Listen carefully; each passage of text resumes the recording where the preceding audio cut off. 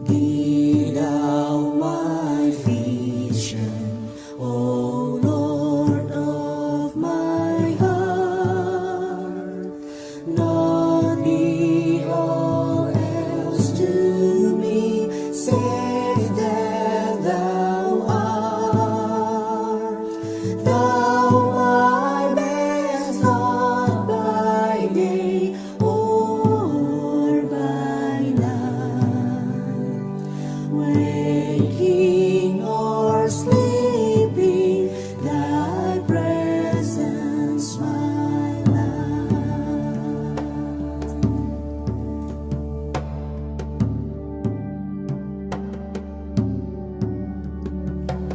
Kaulah bagiku tempat berteduh. Kaulah perisai dan benteng teguh. Sukacitaku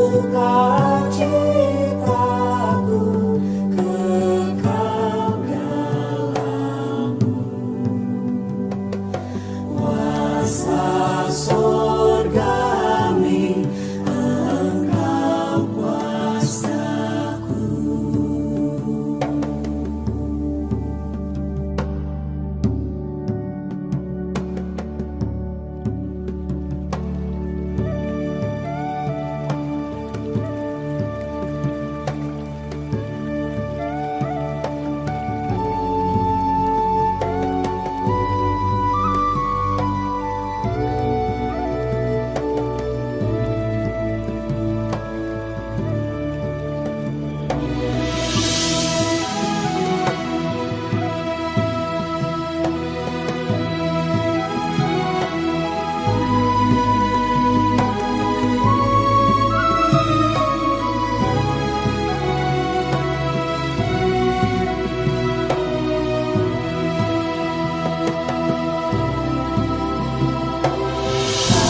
King of heaven, my victory won.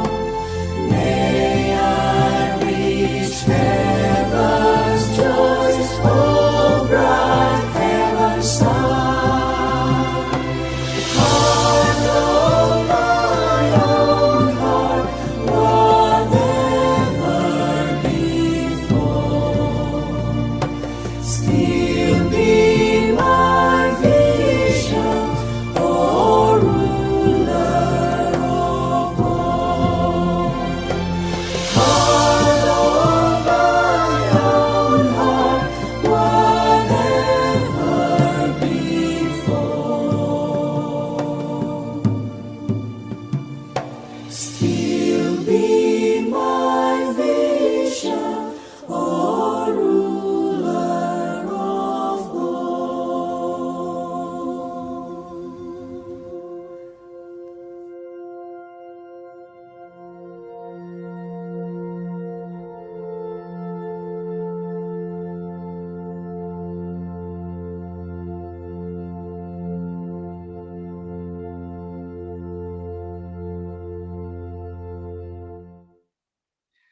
Shalom Bapak Ibu Saudara sekalian yang terkasih dalam Tuhan, selamat bertemu kembali di acara kita Saint Petra. Hari ini hari Jumat tanggal 18 Juni. Saya berharap Bapak Ibu Saudara sekalian dalam keadaan yang baik-baik saja dan sehat selalu. Senang sekali malam hari ini kita bisa berkumpul bersama-sama kembali untuk belajar merenungkan firman Tuhan. Mari kita akan siapkan hati kita akan angkat satu pujian. Kita katakan saat pagi hari.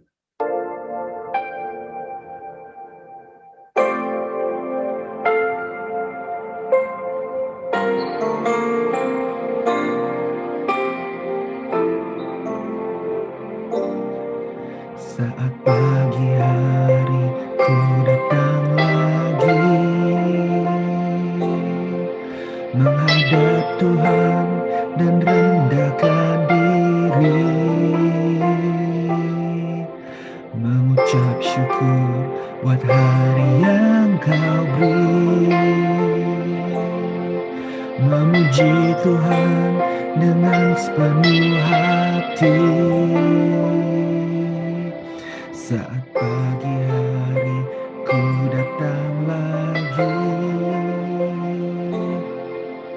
menghadap Tuhan dan rendahkan diri,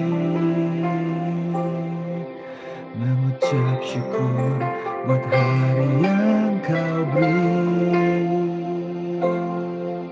memuji Tuhan dengan sepenuh hati.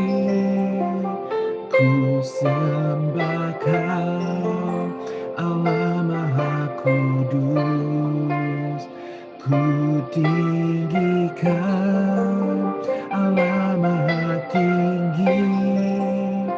Ku serahkan tubuh jiwa rohku dalam pimpinanmu, Tuhan.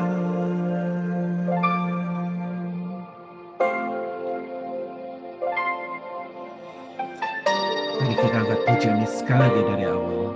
Saat pagi hari ku datang lagi menghadap Tuhan dan rendahkan diri, mengucap syukur buat hari yang Kau beri, memuji Tuhan dengan sepenuh hati. Ku sembah Kau, Allah Maha Kudus. Ku tinggikan Allah Maha Tinggi. Ku serahkan tubuh jiwa rohku dalam pimpinanmu, Tuhan. Ku sembah Kau, Allah Maha Kudus. Ku tinggikan Allah Maha Tinggi. Ku serahkan tubuh jiwa rohku dalam pimpinanmu, Tuhan. Ku sembah Kau, Allah Maha Kudus. Ku tinggikan Allah Maha Tinggi. Ku serahkan tubuh jiwa rohku dalam pimpinanmu, Tuhan. Dalam pimpinanmu, Tuhan.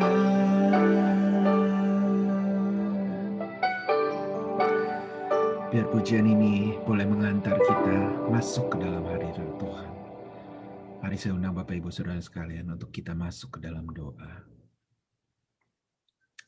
Tuhan Allah Bapa kami di surga, kami ucap syukur Tuhan untuk malam hari ini. Kami boleh kembali berkumpul Tuhan.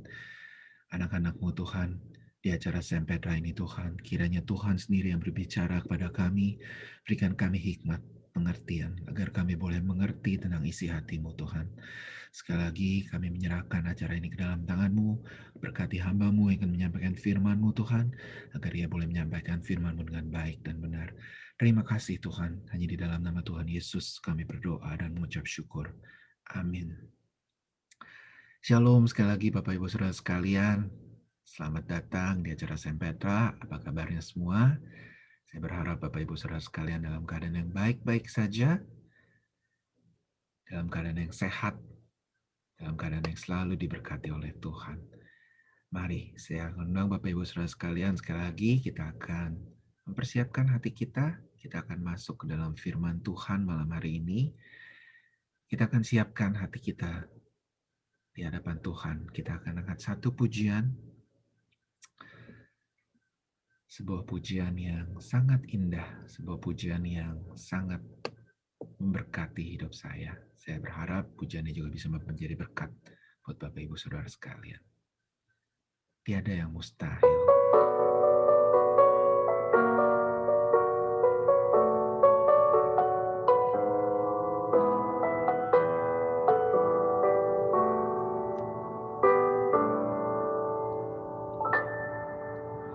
Roh Kudus hadir di sini, mengalir di bait suci.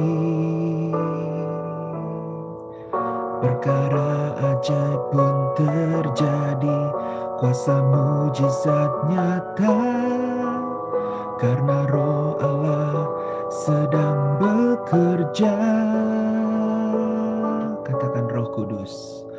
Roh Kudus hadir di sini, mengalir di bait suci. Perkara ajaib pun terjadi, kuasa mujizat nyata, karena Roh Allah sedang bekerja. Tiada yang mustahil dan tiada yang sukar bila Roh Allah turut bekerja.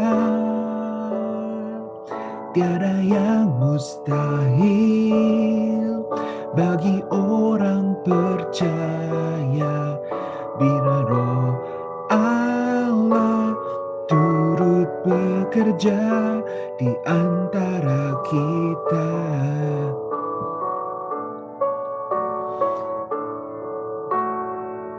Kita katakan sekali lagi dari awal, Roh Kudus.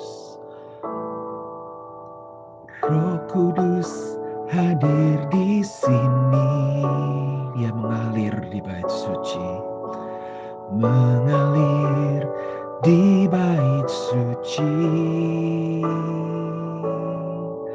Perkara ajaib pun terjadi, kuasa mujizat nyata, karena Roh Allah sedang bekerja. Tiada yang mustahil dan tiada yang sukar bila Roh Allah turut bekerja. Tiada yang mustahil bagi orang percaya, karena Roh Allah turut bekerja di antara kita.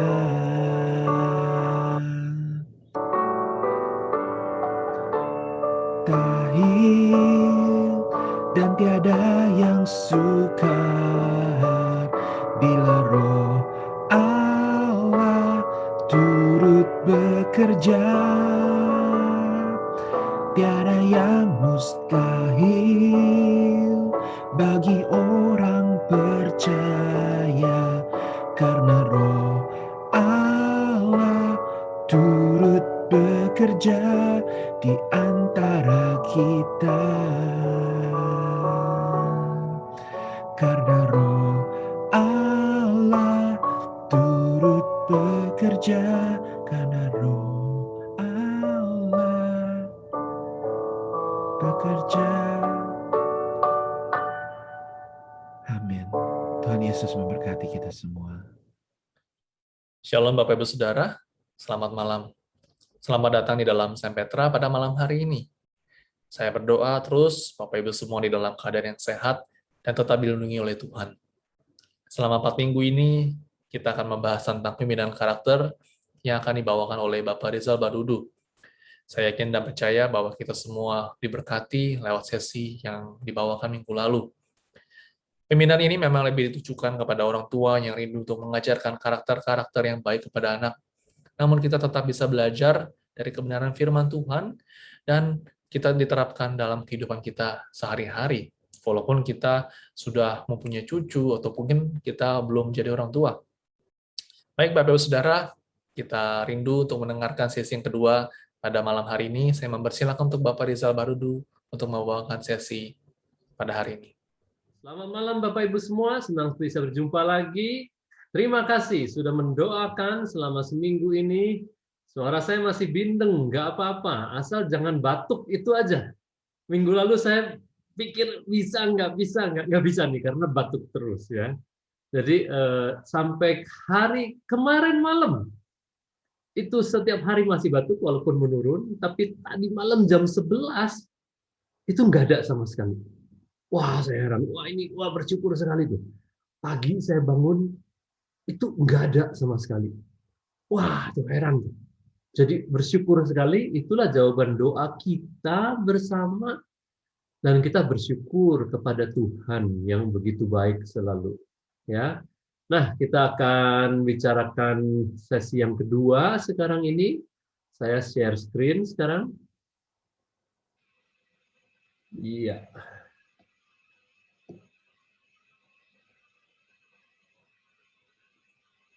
Jadi terima kasih untuk karakter kesabaran Anda. Dan kedua adalah karakter fleksibilitas. Waktu jadwal ini diubah, Anda bisa dan mau berubah jadwal dan dengan antusias berdoa bersama-sama. Jadi sekali lagi saya berterima kasih untuk itu. Mari kita lihat materi bahasan sesi kedua, yaitu yang pertama adalah review penerapan antusiasme. Tadi beberapa sudah membagikan, terima kasih. Setiap kali mendengar kesaksian-kesaksian, saya sungguh bersyukur kepada Tuhan. Aduh, ada Tuhan menggerakkan begini. Aduh, Tuhan membuat ini jadi begini. Begitu pula waktu saya membagikan ini di perusahaan-perusahaan atau di sekolah-sekolah. Setiap kali ada penerapan, sekecil apapun, saya sungguh bersyukur kepada Tuhan dan melihat bagaimana Tuhan bekerja di dalam kehidupan Anda pribadi, kehidupan perusahaan, operasional perusahaan, dan juga sekolah-sekolah. Ya, yang kedua adalah kita mau review lagi pengertian karakter.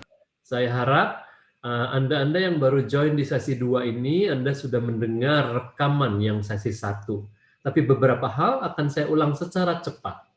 Yang ketiga adalah kita bicara karakter ketaatan, ya, seperti Pak Roni tadi katakan di dalam tantangan untuk belajar dan menerapkan karakter, dan bagaimana cara melatihkannya kepada anak-anak kita.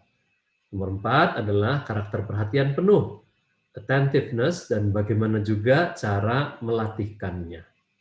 Jadi pertama adalah review penerapan antusiasme. Kita ingat asal katanya, etimologinya adalah entheos, di dalam Tuhan. Jadi bersumber dari Tuhan, untuk Tuhan, dan oleh kekuatan Tuhan. Itu saja selalu. Selalu begitu. Maka sifat-sifat kita yang kekurangan kita, nggak semangat kalau mau ini, kurang seneng kalau mau itu, nggak apa-apa, kita tetap kurang seneng, nggak apa-apa, itu normal. Orang ada seneng ini, nggak seneng itu. Tetapi waktu harus melakukan itu, kita antusias. Seperti tadi Bu Ira ya, kalau nggak salah ya, nggak seneng masak, nggak apa-apa, nggak semua orang harus seneng masak. Tapi waktu kita menaruh antusiasme di situ, maka kita melakukannya dengan baik.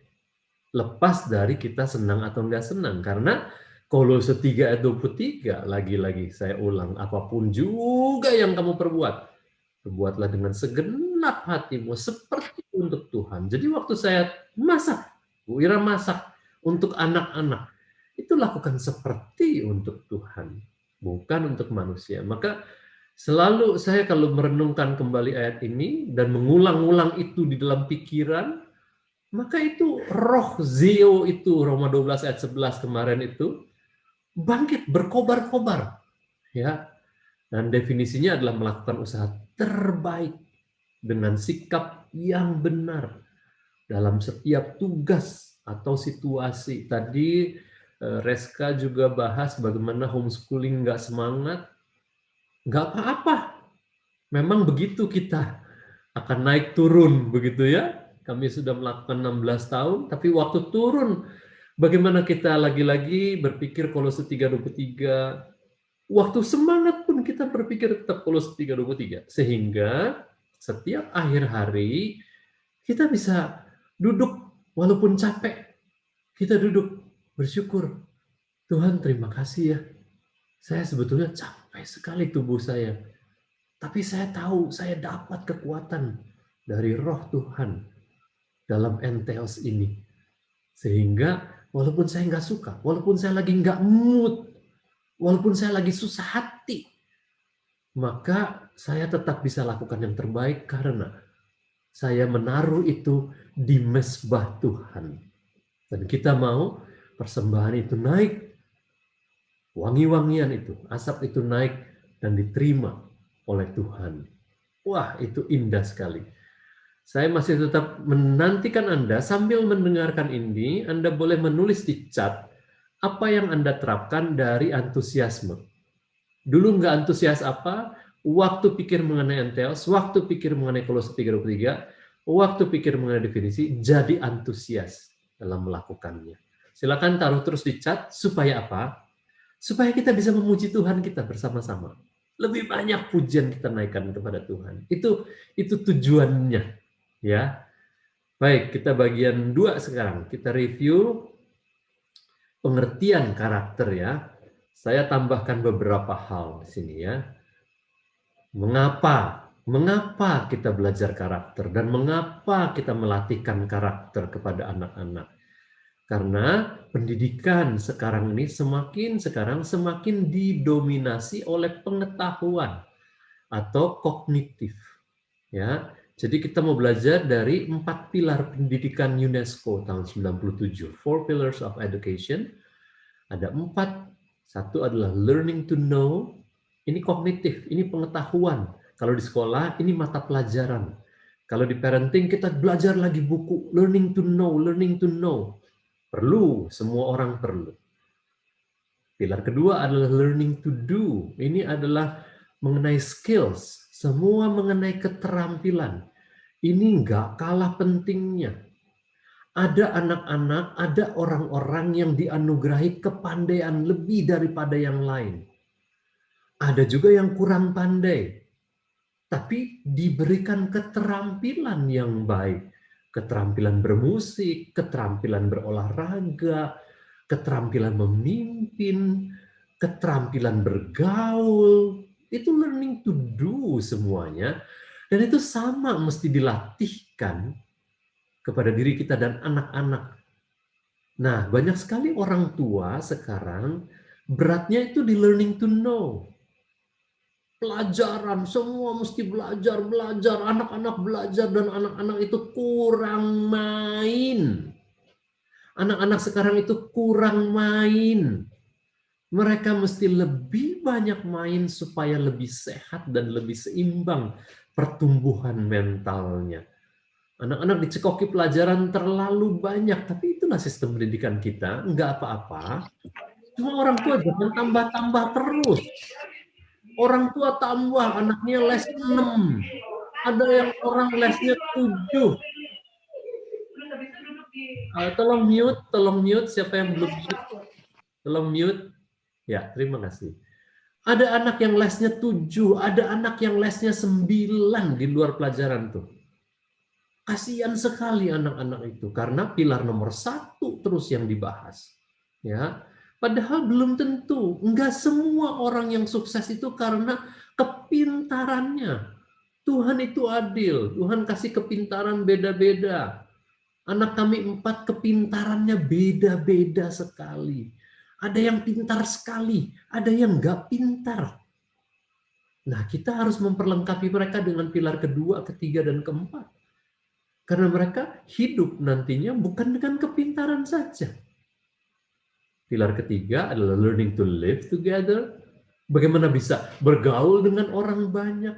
Bagaimana bisa bergaul dengan orang multi umur. Itu penting sekali, multi umur.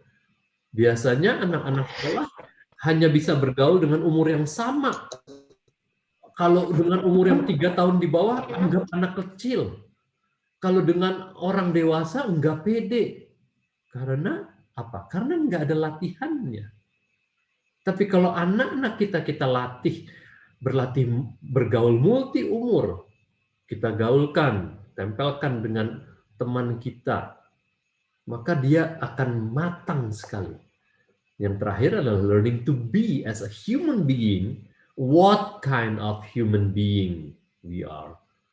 Itu yang kita latihkan dengan karakter. Waktu karakter kita makin bagus, nanti learning to know-nya makin bagus, learning to do-nya makin bagus, learning to live together-nya makin bagus. Jadi Bapak Ibu, dalam mendidik anak-anak, tolong perhatikan keseimbangan 4 hal ini. Jangan terlalu berat di satu aja. Ada anak-anak yang memang kurang angka-angka sekolahnya, nggak apa-apa. Dia tuh bukan berarti nggak akan sukses dalam hidupnya, nggak. Banyak dari kita yang angka sekolahnya nggak terlalu bagus, tapi sukses dalam karir, sukses dalam berbisnis, sukses dalam melayani. Begitulah Tuhan yang adil. Ya, karena kita lihat ya, wisuda Gajah Mada Agustus 2019. Berapa yang lulus cum laude? 45%. ITB di periode yang sama, 55%. Yang lulus cum laude. Barusan minggu lalu, UI, kedokteran, dari 177 lulusan kedokteran UI, berapa yang cum laude menurut Anda? 144. 80 sekian persen. Pertanyaan saya adalah, dan saya tanyakan ini kepada anak-anak muda yang baru-baru lulus, apakah generasi sekarang lebih pandai daripada generasi yang dulu? Hampir selalu jawabannya tidak. Jadi kenapa angka-angka itu jadi tinggi sekali sekarang? Dan saya sebagai konsultan yang melatih di perusahaan-perusahaan, dan saya konsultan di sekolah-sekolah, saya mengerti itu kenapa? Karena salah satu KPI dari Key Performance Indicator dari perguruan tinggi adalah berapa bagus angka kelulusan. Karena permintaan dari perusahaan-perusahaan adalah berapa bagus angka. Yang banyak diterima di angkatan kerja adalah 3,8. Saya melatih orang-orang seperti itu. Tetapi banyak sekali anak-anak lulus dengan IPK yang tinggi sekali, tapi nggak bisa kerja. Karena apa? Karena kurang rajin. Karena apa? Karena kurang tepat waktu. Karena apa? Karena kurang bertanggung jawab. Itu semua adalah karakter. Maka kalau kita lihat yang kedua, ini kenapa karakter? Kenapa butuh karakter? Ini yang di atas adalah buahnya. Yang di bawah adalah karakternya. Kenapa ada pelanggaran-pelanggaran kecelakaan? Karena banyak orang tidak taat. Kenapa negosiasi buntu? Karena banyak yang nggak sabar dalam bernegosiasi. Kenapa pekerjaan tidak selesai? Karena tidak menepati waktu. Ini ketiadaan karakter semua ini. Kenapa produktivitas rendah? Karena tidak bersemangat, tidak antusias. Kenapa kualitas turun saat ada masalah? Karena cepat menyerah. Ini karakter daya tahan. Buahnya kisut di atas. Karena akarnya nggak dalam. Tapi kita lihat sekarang. Kenapa ada keteraturan? Karena ada ketaatan. Kenapa ada kemampuan bernegosiasi? Ini bukan cuma skill, ini human being yang kesabarannya udah lebih tinggi. Kenapa bisa memenuhi deadline? Karena belajar karakter ketepatan waktu. Kenapa produktivitas tinggi? Karena antusiasmenya tinggi. Saya udah melatih di perusahaan-perusahaan. Dan saya melihat hasilnya yang luar biasa. Produktivitas jadi tinggi sekali karena orang-orang jadi antusias. Jadi ini akarnya. Kalau kita merawat akarnya dengan baik, orang jadi lebih berdaya tahan, maka dia bekerja dengan baik walaupun saat ini sulit. Work from home, omset turun. Saya tetap melatih perusahaan-perusahaan. Bagaimana orang bisa tetap bersemangat dan berdaya tahan tinggi? Itu semua karena akarnya dalam, sehingga buahnya akan bagus. Maka kita mau melatih diri kita untuk punya akar yang bagus dengan semua karakter ini, sehingga nanti Tuhan kasih buah yang indah sekali dan kita bisa memuji Tuhan. Itu kenapa karakter. Kita masih review karakter ya. Apa itu karakter? Kita udah bicara dari Ibrani 1 ayat 3 ya, minggu lalu, 2 minggu lalu. Ini adalah gambar wujud. Kristus adalah karakternya Allah. Kristus adalah gambar wujud Allah. Jadi waktu saya nggak bersemangat, saya mau jadi bukti dari gambar wujud Allah.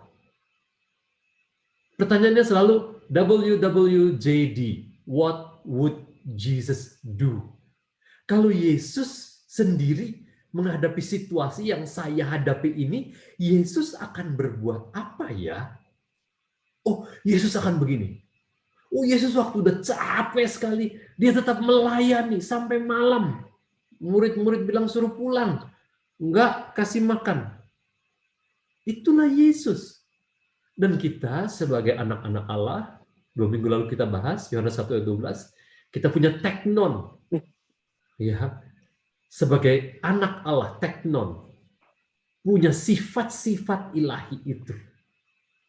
Kita ikuti Kristus, maka definisinya adalah kualitas-kualitas karakter itu adalah kualitas-kualitas yang teguh dan khusus yang kita bangun dalam kehidupan kita, sehingga respons kita, walaupun kondisinya buruk, itu akan tetap berkualitas respons kita.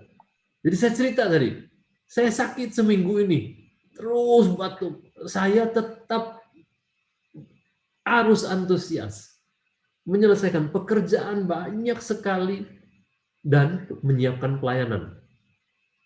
Itu membutuhkan kualitas Kristus. Dan saya mau mengenakan kualitas itu. Entheos itu. Nah, jadi begini kita bertumbuh dalam karakter. Bagaimana kita mengembangkan karakter? Segitiga ini pertama adalah mempelajari. Seperti kita sekarang sedang belajar. Dan saya terus mendorong Anda untuk membaca halaman demi halaman. Belajar, belajar, belajar. Saya masih belajar sekarang. Masih jauh dari sempurna. Kemudian kedua adalah memutuskan. Karena setiap hari, setiap saat kita sedang ada di persimpangan jalan. Waktu situasinya A, itu persimpangan jalan. Kita mau antusias atau enggak. Dan saat itu kita mesti memutuskan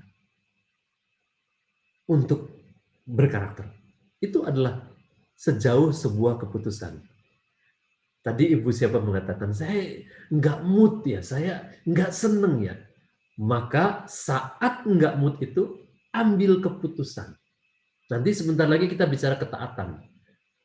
Bagaimana kita di lampu merah seperti ini, memutuskan untuk taat, berhenti.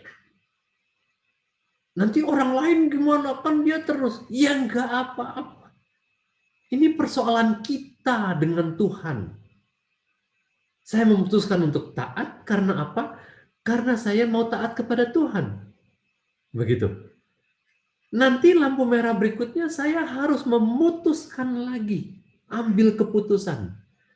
Waktu saya sudah ambil keputusan di lampu merah tadi, itu tidak menjamin bahwa saya akan taat di lampu merah berikutnya. Saya harus memutuskan lagi. Oke, saya mau taat. Bukan karena ada polisi, bukan karena orang ramai, tapi karena saya adalah gambar wujud Allah. Dan dari situ, setiap kali memutuskan, lama-lama membiasakan. Kalau udah ambil keputusan yang benar, keputusan yang benar, keputusan yang benar, jadi kebiasaan. Dan itu jadi lebih mudah.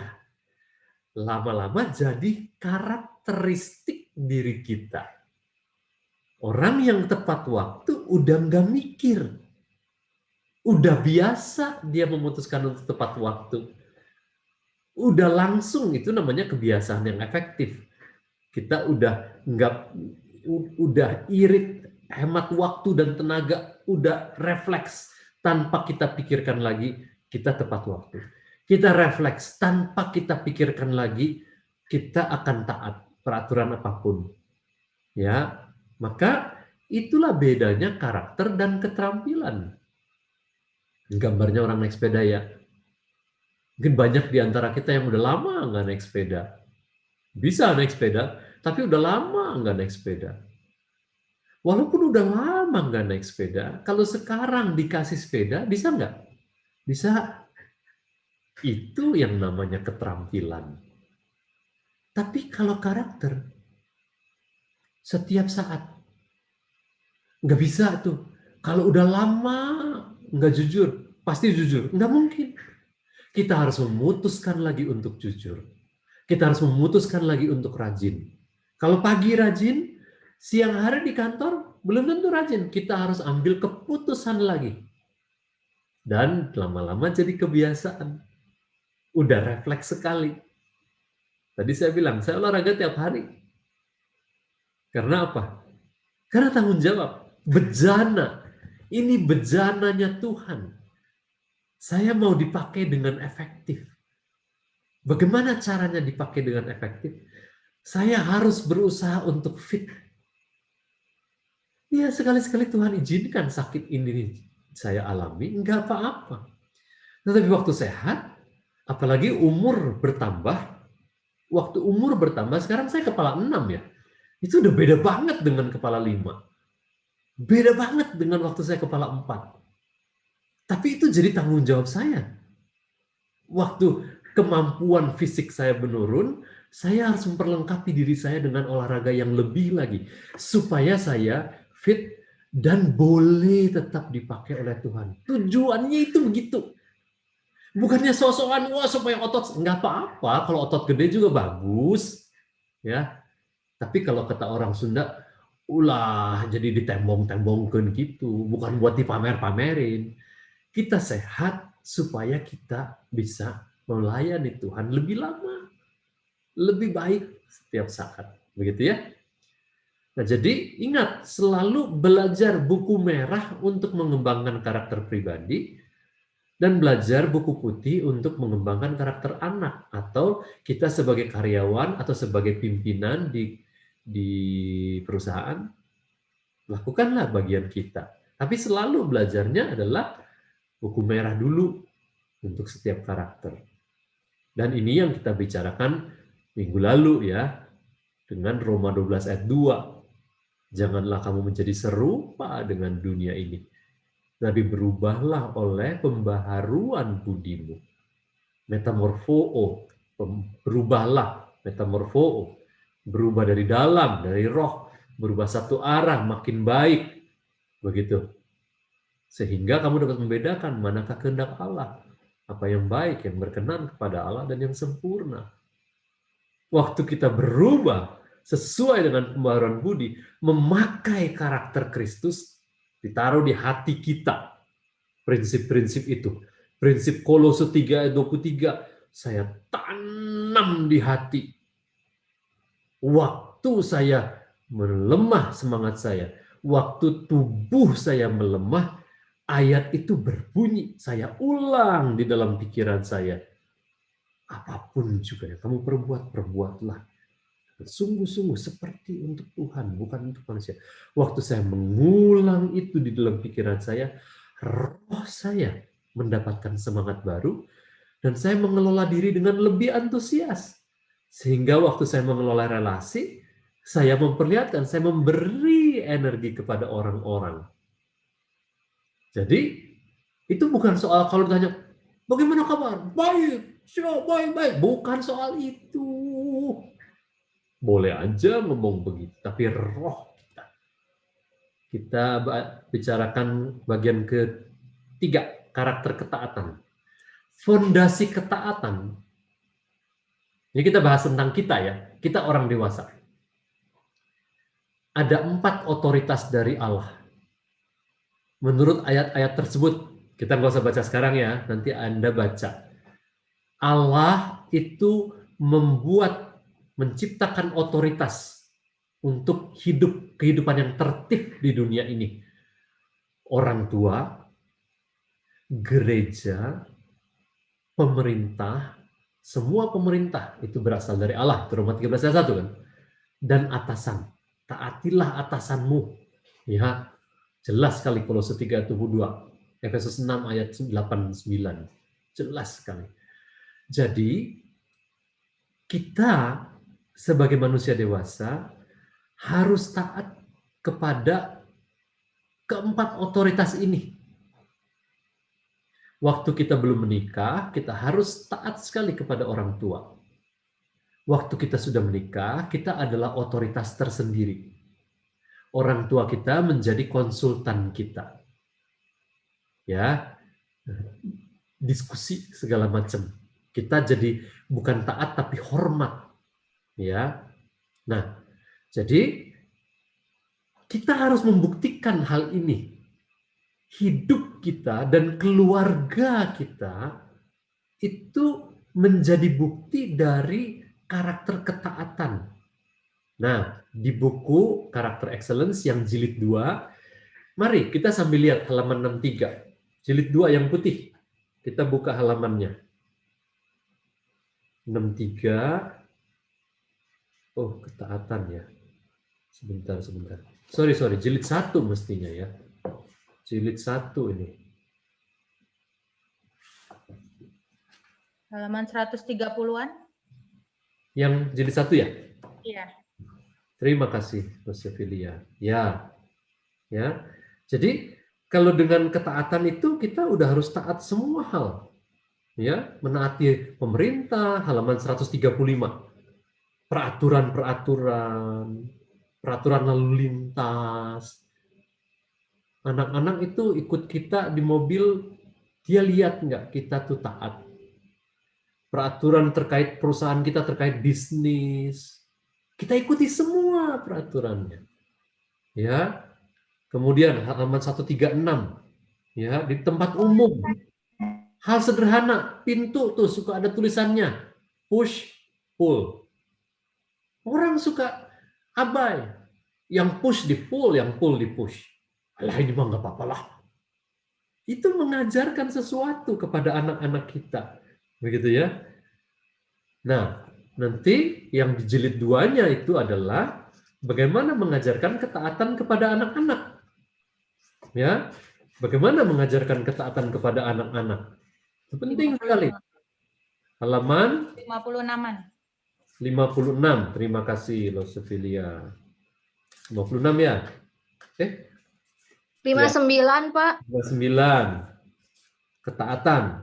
Ya, Tuh, ya. ya. Kan gitu ya. Kita lihat dulu sekarang ya. Itu adalah 63 sampai 63 bukan 59 sebentar. Ini inspirasi keluarga, halaman 66, 67. Coba tuh. Itu contoh dari orang yang belajar karakter. Tadinya dia biasa nggak taat di lampu merah. Anaknya tahu, suka bablas di lampu merah. Satu hari setelah dia belajar, si bapak ini, dia berhenti. Anaknya bingung. Kok berhenti? Iya, papi udah belajar, harus taat. Kesaksian bapak ini terus mengatakan, waktu saya lebih taat di peraturan lalu lintas, saya lihat anak saya jadi lebih mudah taat kepada saya di rumah. Itu indah sekali. Itu indah sekali. Dan kita mau mengalami hal yang seperti itu. Ya, jadi mari kita lakukan ketaatan. Nggak boleh putar balik, ya nggak putar balik. Ada anak bingung, baru belajar rambu-rambu lalu lintas di sekolahnya. Terus bapaknya parkir di bawah tanda P dicoret. Terus anaknya turun dari mobil, anaknya lihat. Ini kata Miss sekarangnya bukan ibu guru lagi nyebutnya ya. Kata Miss ini nggak boleh parkir di sini. Nah kata papinya, nggak apa-apa, papi udah biasa di sini. Papi kenal tuh sama tukang parkirnya. Loh, kan si anak bingung. Antara knowledge dengan be, learning to be itu beda. Learning to know dengan learning to be, kok beda ya? Begitu. Jadi dia nggak dapat teladan. Nah, jadi pertanyaan Bu Erika tadi, betul sekali. Itu semua berawal dari sikap kita sebagai orang tua. Bagaimana kita hidup dalam suasana ketaatan enggak? Tadi Pak Roni udah cerita, vaksin. Katanya umur 60 ke atas. Wah, ada banyak yang bangga. Gua dong udah masih umur 40. Kok lu bisa? Oh ya, ada temen lah segala macam. Itu hal-hal sederhana yang menantang kita untuk memberikan gambar wujud Allah. Gitu enggak? Kalau Tuhan Yesus ikut vaksin, dia akan catat umur enggak? What would Jesus do? Jadi itu tantangan buat kita. Di gereja juga gitu, di gereja. Kita taat enggak sama gembala? Kita hormat enggak sama peraturan-peraturan gereja? Kalau dibilang jangan sediain tempat duduk buat orang, ya jangan. Kalau dibilang datang ke gereja sebelum waktu ibadah mulai, ya taati. Anak-anak akan belajar dari situ. Ada banyak sekali anak sekolah minggu terlambat. Kenapa? Waktu ditanya, ya orang tuanya yang nganternya terlambat. Susah sekali. Itu banyak yang jadi budaya di banyak gereja. Begitu. Jadi kita selalu mulai dari diri kita. Buku merah dulu. Baru ini buku putih. Ya, ini siklus pengembangan karakter dalam diri anak. Selalu mulai dari menjelaskan definisinya. Baru kasih contoh, ilustrasi. Contoh-contoh, dia makin mengerti, oh gitu. Baru penerapannya dalam hal apa di dalam keluarga. Kita minta dia lakukannya gimana. Kita latih dia untuk menerapkan. Dan satu kali aja dia lakukan, kita kasih pujian. Karena semakin dipuji, dia semakin akan melakukan. Jadi ini sebagai siklus. Kalau siklus ini berjalan terus, maka karakter anak-anak itu akan makin maju, terus makin berkembang, apapun bejananya.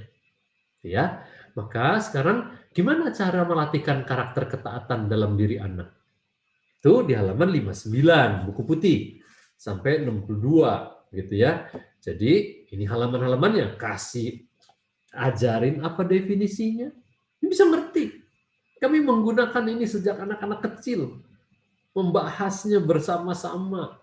Pengerti ilustrasi-ilustrasinya, kasih penerapannya, kasih pujian-pujian. Baru nanti jalan. Jadi siklus ini ingat. Jadi mari kita mulai dengan definisi. Definisi di halaman 60 juga bisa lihat ya, itu kan.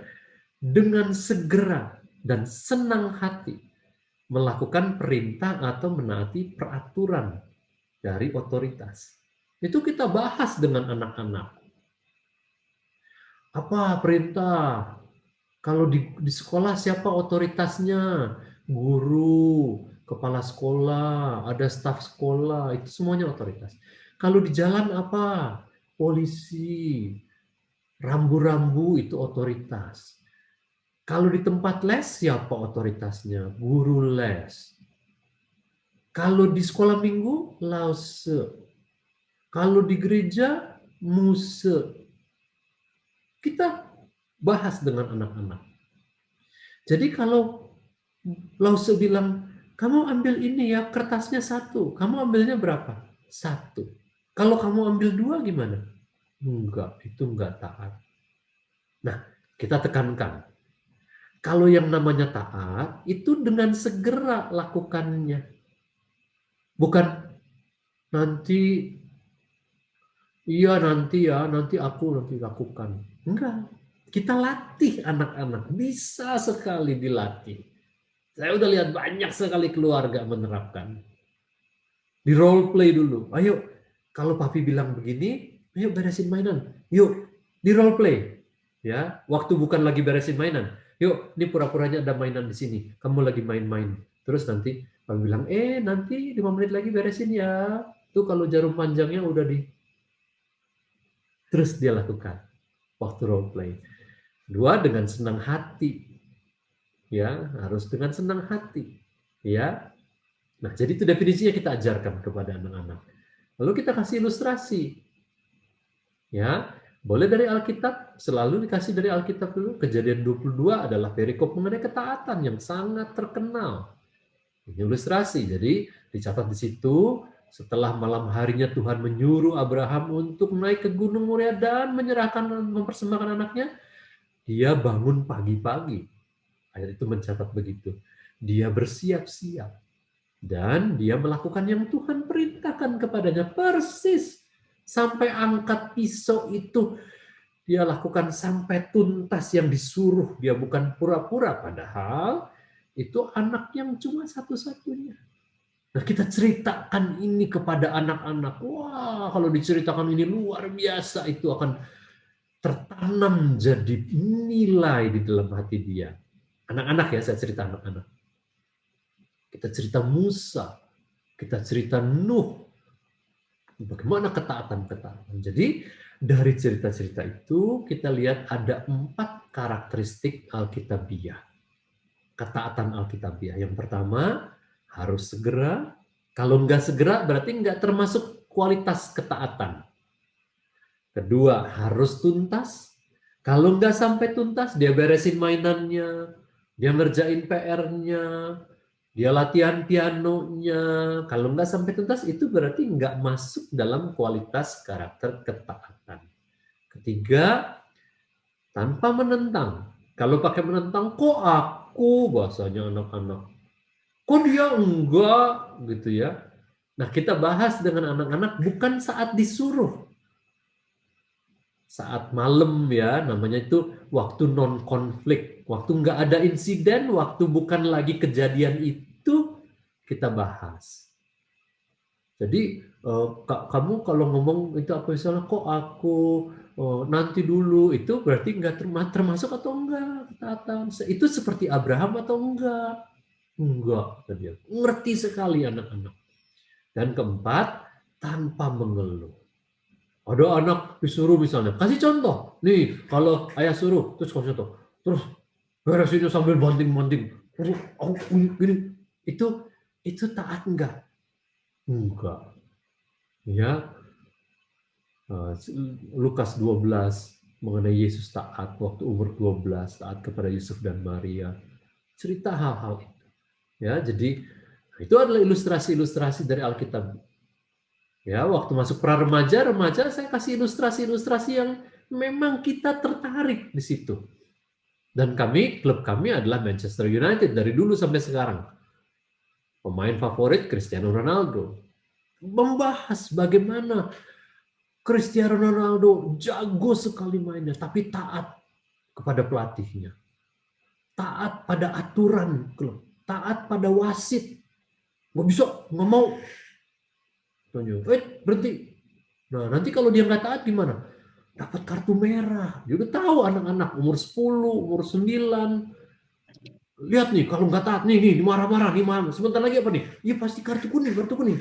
Tuh kan kartu kuning. Itu adalah ilustrasi-ilustrasi dari kehidupan. Dari berita-berita dan segala macam saya sering membahas ya. Kami sering mendoakan ini pemberantasan korupsi.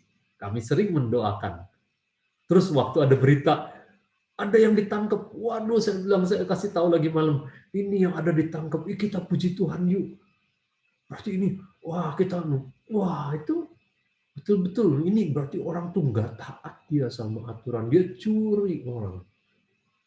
Ya, jadi kita berdoa untuk pemerintah bisa menangkap begitu. Terus, kita bersyukur bersama-sama. Itu ilustrasi. Masih dalam lingkaran itu, ya. Sekarang masuk penerapan. Nah, penerapan selalu ada ciri tindakan. Ya, seperti juga di antusias, ini ada ciri tindakan. Masuk penerapan yang C ya. Ada 5. Sama seperti tadi. Menaati perintah dan peraturan dari otoritas. Lakukan dengan segera, lakukan dengan senang hati, lakukan tanpa mengeluh, lakukan sampai tuntas. Saya lakukan ini di perusahaan-perusahaan loh. Dan di sekolah-sekolah.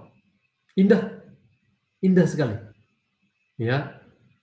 Dan waktu bagaimana anak-anak ini taat karena mengasihi orang tua,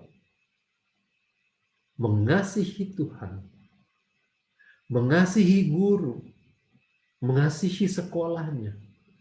Indah. Ya, indah sekali. Makin maju. Ya, bukannya artinya 100% langsung, bukan, tapi makin maju dalam ketaatan itu indah sekali. Ya.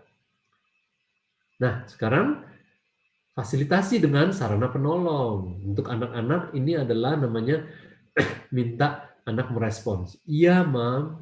Iya, Papa. Sambil melihat. Saya melatih anak-anak kami. Dari kecil, lihat ayah. Saya pegang muka anak saya. Kalau ayah bicara, lihat ayah. Kalau ayah bicara, jawab. Iya, ayah.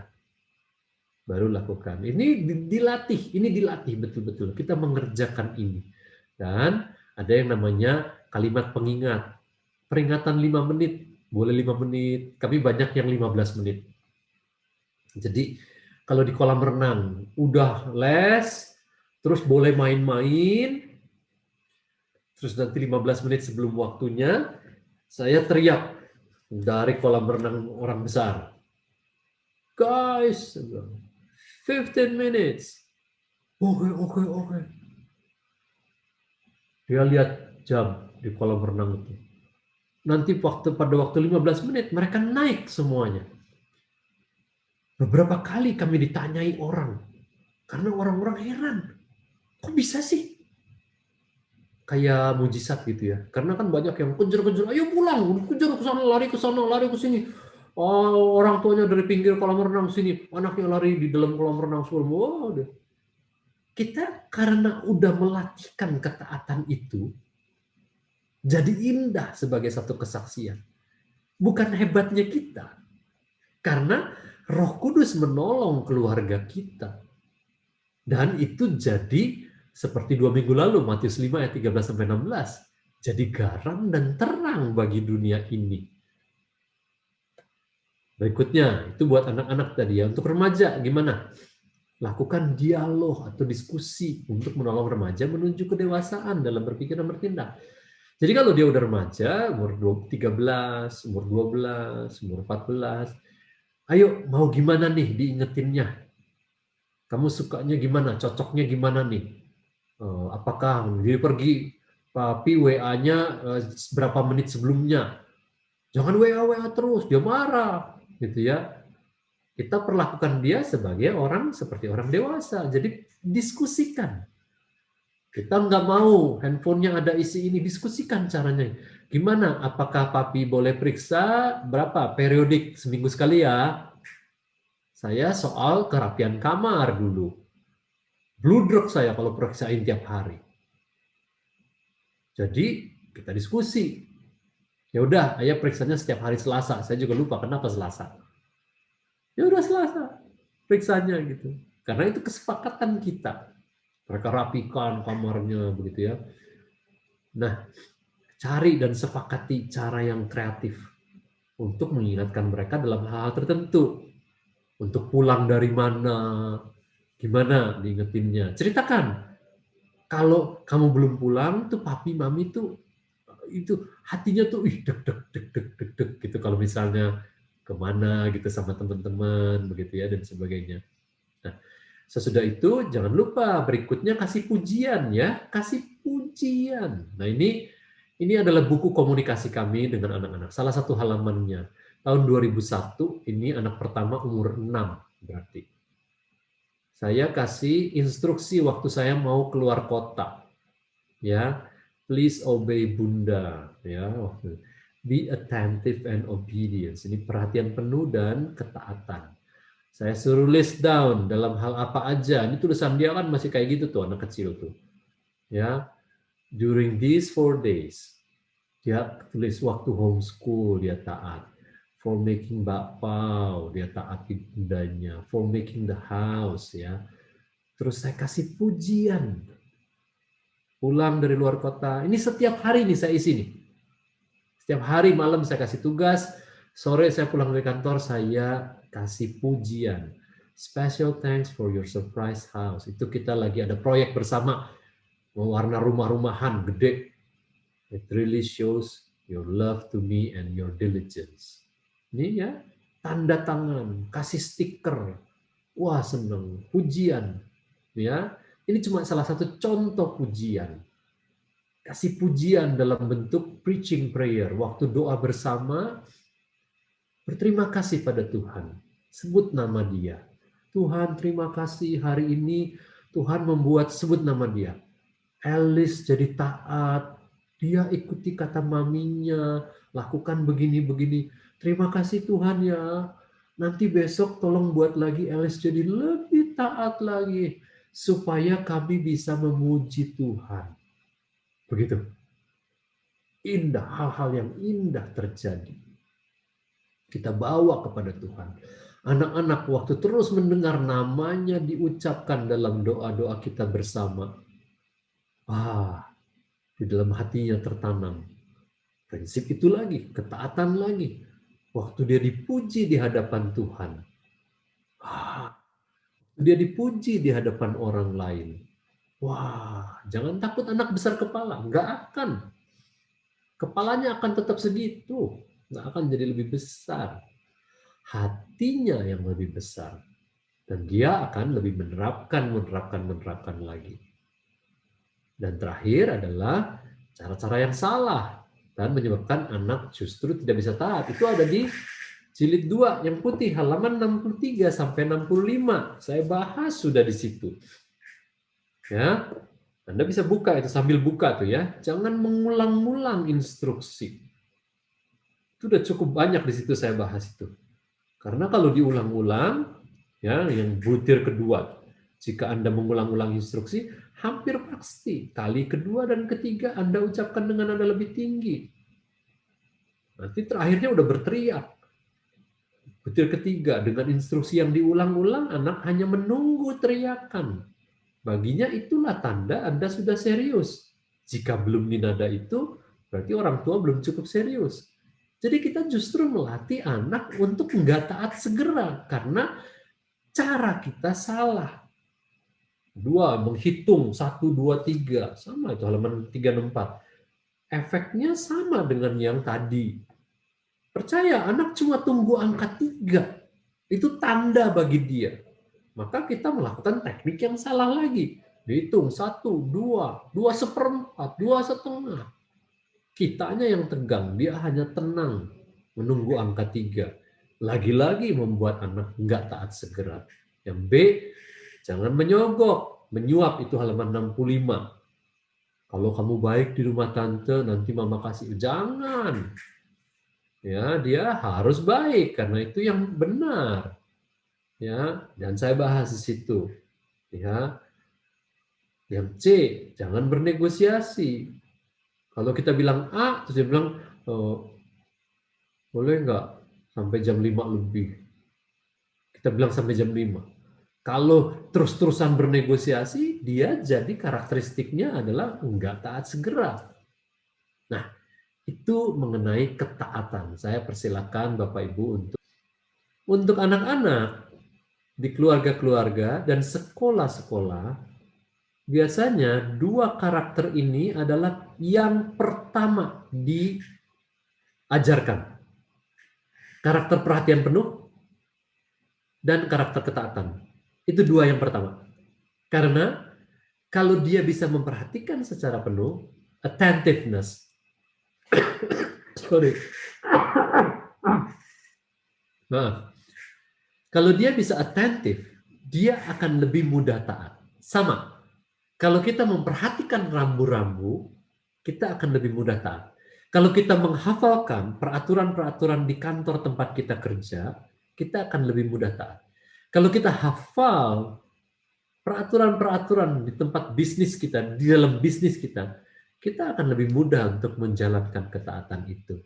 Jadi, kalau di jilid 2, itu bagaimana sikap dan tindakan orang tua. Kita buka sambil buka tuh ya, halaman 75 sampai 77.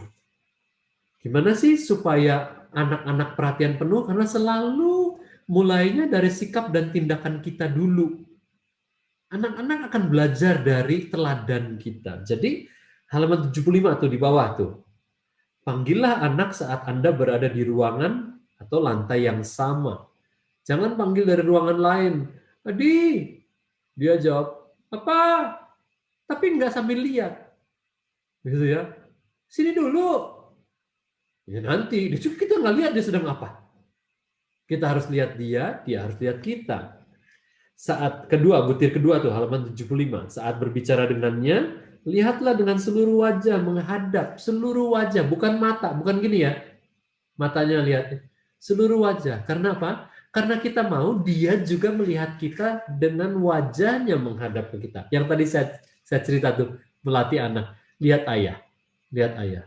Buat saya, dulu waktu kecil paling susah melatih anak kami yang nomor 3 yang sanguin. Nugrok terus. No.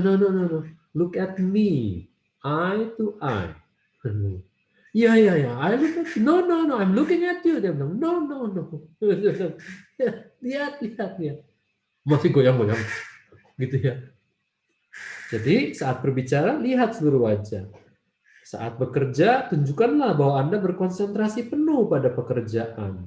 Walaupun Anda memiliki kemampuan untuk multitasking, sebaiknya hal itu tidak didemonstrasikan kepada anak-anak. Lihat gambar ini.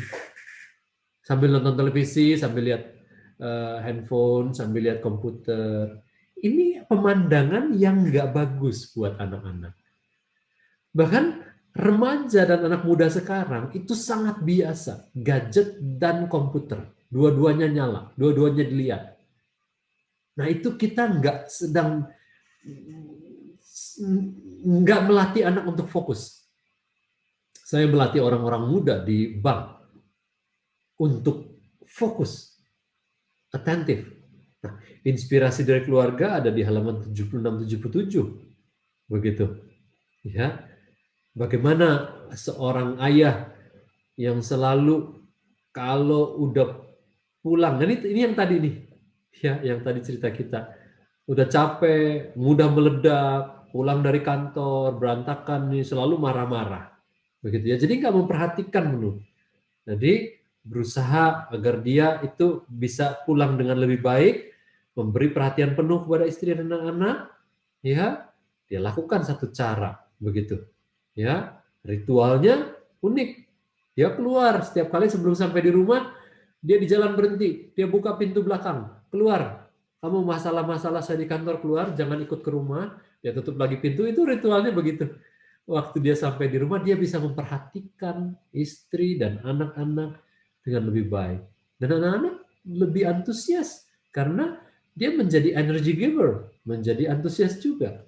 Jadi pelajari dan lakukan dulu semua yang menjadi kita harus bagaimana sebagai orang dewasa dan orang tua, ya.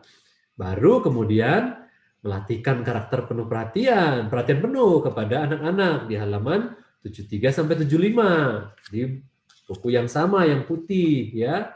Jadi definisi dan ilustrasinya, penerapannya, bagaimana. Ilustrasinya ada banyak tuh di halaman 73.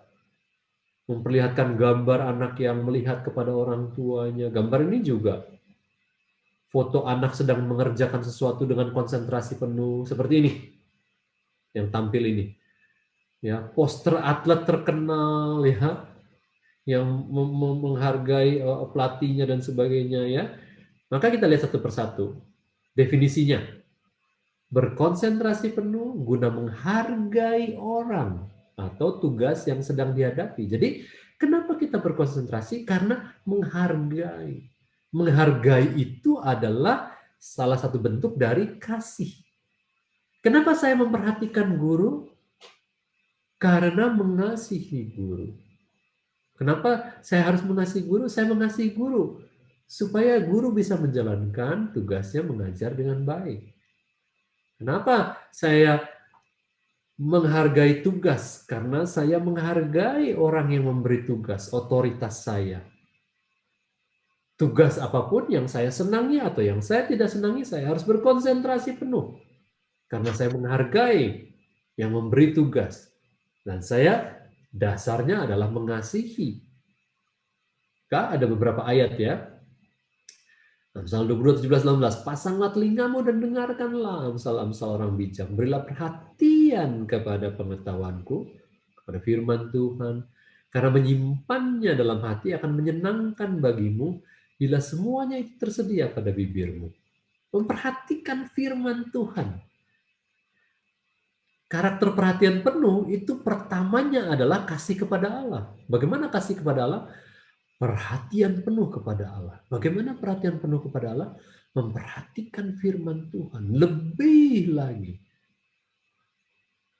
Waktu kita simpan itu di dalam hati, dia akan berbicara terus dan tersedia pada bibir. Seperti tadi saya bilang, kalau saya sudah merenungkan Kolose 3:23, kalau saya merenungkan 12 ayat 2, Roma 12 ayat 2, dan saya mengulang itu di dalam pikiran dan hati saya menjadi prinsip, dan itu akan terlakoni dengan sendirinya. Bergerak dia. Ya, karena kita memperhatikan Allah. Allah lebih memperhatikan kita. Maka seperti Keluaran 15 ayat 26. Firman-Nya, jika kamu sungguh-sungguh mendengarkan suara Tuhan Allahmu dan melakukan apa yang benar di matanya dan memasang telingamu kepada perintah-perintahnya dan tetap mengikuti segala ketetapannya, maka aku tidak akan menimpakan kepadamu penyakit manapun yang telah kutimpakan kepada orang Mesir, sebab aku, Tuhanlah yang menyembuhkan engkau. Ini perintah yang besar. Tuhan Allah menuntut umatnya untuk sungguh-sungguh mendengarkan suara, pasang telinga, tetap mengikuti. Jadi, waktu kita semakin banyak membaca firman Tuhan, merenungkan firman Tuhan, kita semakin perhatian penuh kepada Tuhan, dan kita semakin mudah mengasihi orang lain, memperhatikan orang lain. Kita lihat ilustrasinya. 1 Samuel 3:10, jelas. Ya, Nabi Eli mengajari Samuel untuk bagaimana mendengar suara Tuhan. Maka sejak kecil dia tadinya nggak pernah dengar suara Tuhan. Dia diajar. Dan dia bisa mendengar bagaimana Tuhan memberikan instruksi. Dicatat dia, Tuhan berdiri di sana, memanggil, luar biasa.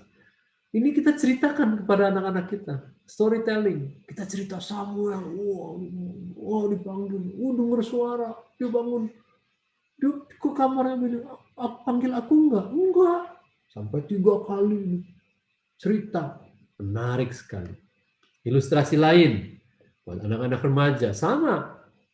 Kami menggunakan ini, ya. Ini kenapa dia nggak mengarahkan matanya yang kiri ini? Karena ribut sekali stadion, dia harus mendekatkan telinganya kepada pelatihnya. Tapi lihat yang lainnya, melihat pelatih. Nah ini kan tokoh idola anak-anak kami juga. Kau bilang lihat tuh Ronaldo, dia taat nggak? Dia perhatikan nggak sama pelatihnya? Iya. Nah kamu mau nggak? Seperti dia juga, ya. Itu ilustrasi. Kemudian penerapan, ini ciri tindakannya. Kita latih anak-anak kita menatap orang yang sedang berbicara kepada saya. Enggak tunduk, enggak lihat ke samping-samping.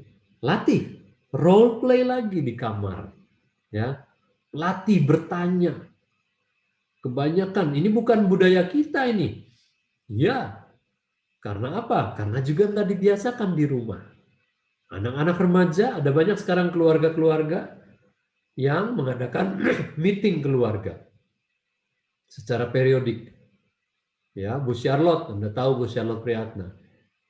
Waktu anak-anak masih di rumah, meeting seminggu sekali. Atau sebulan sekali, saya lupa. Ada ataupun nggak ada isu, meeting. Apa yang beritanya? Apa yang nggak disetujui di rumah ini? Apa yang mau diusulkan, mau diubah peraturannya apa, itu kalau anak-anak udah remaja. Kita latih dia duduk atau berdiri dengan tegak. Sama, di mana? Di kelas, di gereja, sekarang learn from home. Kita latih dia tidak mencari perhatian bagi diri sendiri, menjaga mata. Ini saya melatih, sekali lagi, anak kami nomor 3 itu lebih sulit bagi saya. Karena sanguinisnya itu, bejananya gitu. Tapi waktu sekarang dia udah dewasa, yang luar biasa menunjukkan kualitas ini juga. Saya bersyukur karena Tuhan membentuk itu.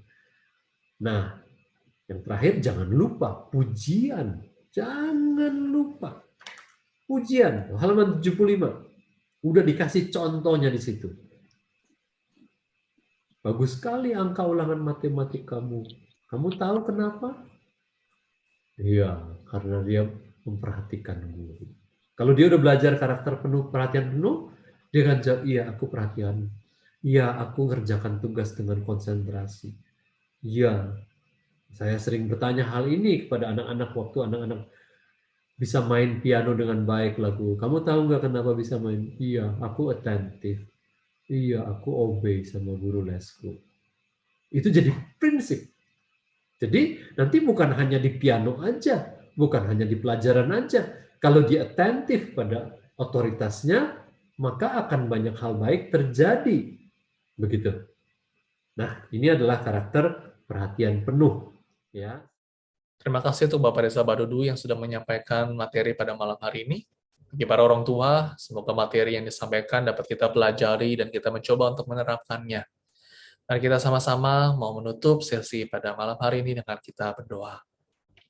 Ya Tuhan, kami bersyukur sekali lagi lewat sesi karakter ini, kami boleh sekali lagi belajar dan mengerti bagaimana Kau sudah boleh menciptakan karakter di dalam setiap kami, bagi kami, dan juga bagi anak-anak kami, dan keluarga kami. Kami bersyukur karena itu begitu indah.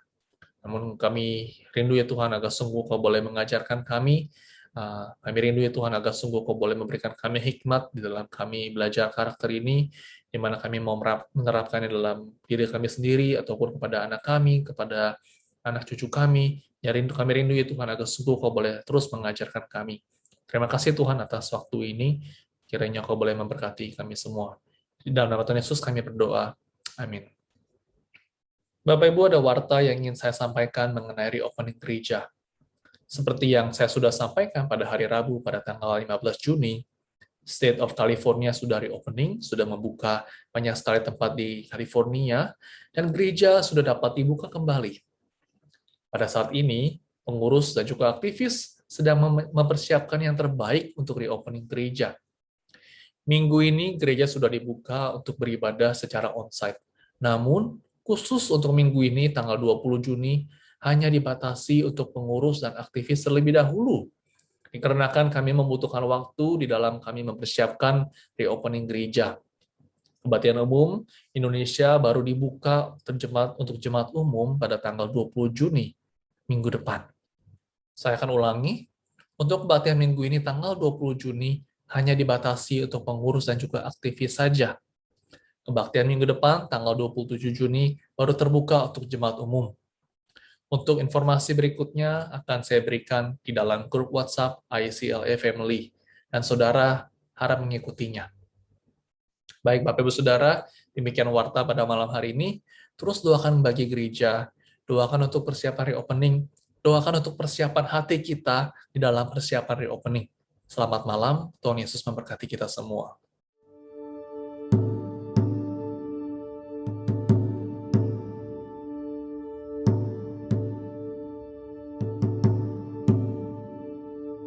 Be thou my vision, O Lord of my heart, not be all else to me, save that thou art. Thou my best thought by day or by night, waking or sleeping, thy presence my light.